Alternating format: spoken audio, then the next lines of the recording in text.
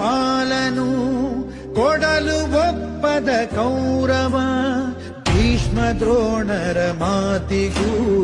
ಬೆಲೆಯ ನೀಡದ ದುರ್ಮದ, ಕೂಡಿ ಬಾಳದ ಕುಲದಲ್ಲಿ ಒಡೆಯದಿರುವುದೇ ರಾಜ್ಯವು, ಹಸ್ತಿನಾಪುರ ಸ್ವಾರ್ಥಕ್ಕೆ ಇಂದ್ರಪ್ರಸ್ಥವು ಧರ್ಮಕ್ಕೆ, ಅಂಧರಾಜನ ಮೋಹವು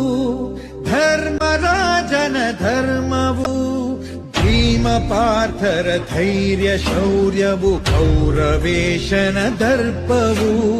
ಶಕುನಿ ದ್ಯೂತದ ಕುಟಿಲವು ಪಾಂಡವರ ವನವಾಸವು, ದ್ರುಪದ ಪುತ್ರಿಯ ಶೋಕವು ಶ್ರೀಕೃಷ್ಣನ ಮಹಿಮೆಯು.